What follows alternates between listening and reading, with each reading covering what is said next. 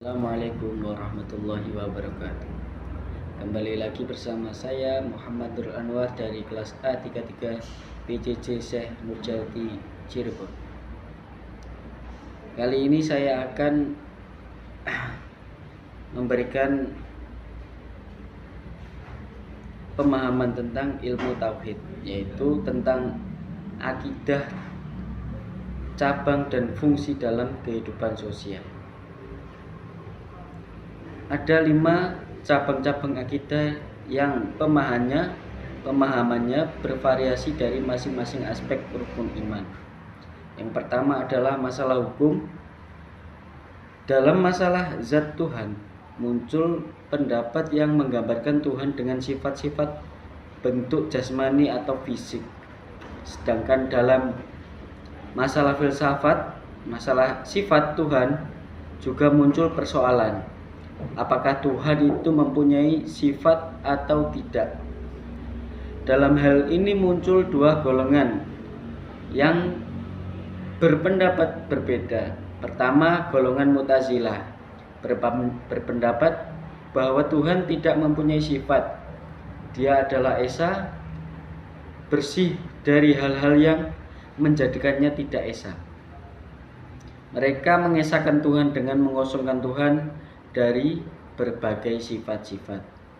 Kedua, golongan Ahlus Sunnah wal Jamaah yang diwakili oleh golongan Asy'ariyah dan Maturidiyah meyakini bahwa Tuhan mempunyai sifat yang sempurna dan tidak ada yang menyamainya.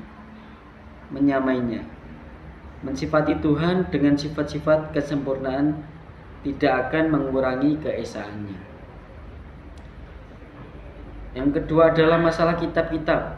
Permasalahan yang diikhtilafkan di kalangan orang-orang Islam ialah apakah Al-Quran itu qadim atau kekal, atau hadis yaitu baru. Golongan Asy'ariyah dan Maturidiyah berpendapat bahwa Al-Quran adalah qadim, bukan makhluk atau diciptakan. Sedangkan pendapat yang lain mengatakan bahwa Al-Quran itu tidak qadim karena Al-Quran itu makhluk atau diciptakan. Yang ketiga adalah masalah Nabi dan Rasul. Masalah yang masih diperselisihkan dalam kaitannya dengan iman kepada para nabi dan rasul adalah mengenai jumlahnya. Hanya Allah yang mengetahui jumlahnya. Sebagian ulama mengatakan bahwa jumlah seluruh adalah 124.000 orang. Dari jumlah itu yang diangkat menjadi rasul banyak 313 orang. Kemudian masalah hari kiamat. Para ulama telah sepakat dalam masalah adanya hari kiamat dan hal-hal yang terjadi di dalamnya. Hanya saja mereka ikhtilaf tentang apa yang akan dibangkitkan. Ada yang berpendapat bahwa yang akan dibangkitkan meliputi jasmani dan rohani.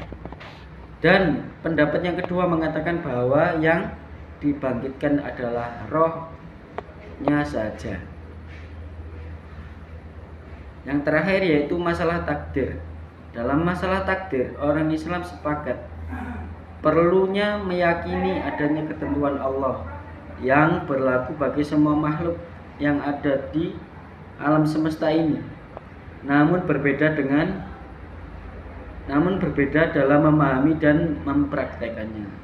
Pertama, Qadariyah berpendapat bahwa segala perbuatan manusia baik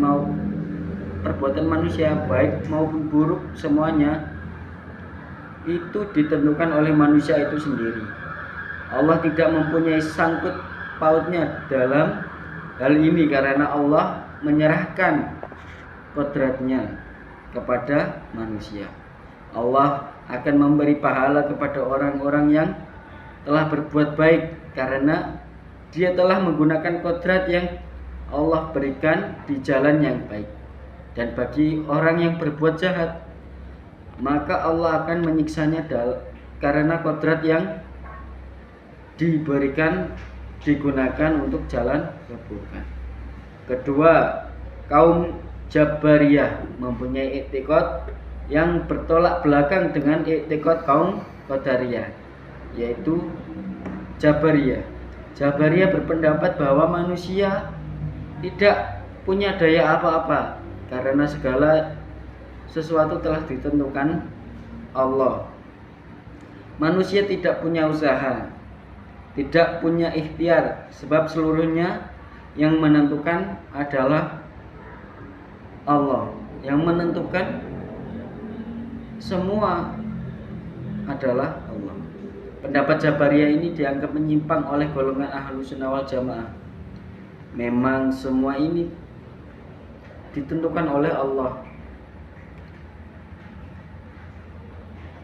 karena Allah telah menciptakan usaha dan ikhtiar manusia. Oleh karena itu manusia mempunyai keharusan untuk berusaha. Ketiga, sebenarnya i'tiqad Ahlussunnah wal Jamaah merupakan perpaduan dari i'tiqad Jabariyah dan Qadariyah. Artinya segala sesuatu di dalam ini memang telah ditentukan Allah. Namun manusia diberi kewenangan untuk melakukan ikhtiar terlebih dahulu. Adapun fungsi dan peran akidah dalam kehidupan sosial adalah sebagai berikut. 1. Sebagai petunjuk hidup yang tepat sehingga dapat membedakan mana yang baik dan mana yang buruk. Kedua, melindungi diri sendiri agar tidak terjerumus pada jalan yang sesat. Ketiga, menumbuhkan semangat beribadah kepada Allah Subhanahu wa taala. Yang keempat, menenteramkan dan sebagai penenang jiwa. Kelima, memahami dan mengikuti sunnah-sunnah Rasulullah SAW. Yang keenam, memurnikan niat ibadah hanya untuk mencari ridha Allah Subhanahu wa taala. Yang ketujuh, mengokohkan keimanan terhadap Islam. Dan yang terakhir, mencari kebahagiaan di dunia dan akhirat. Cukup sekian, terima kasih. Wassalamualaikum warahmatullahi wabarakatuh.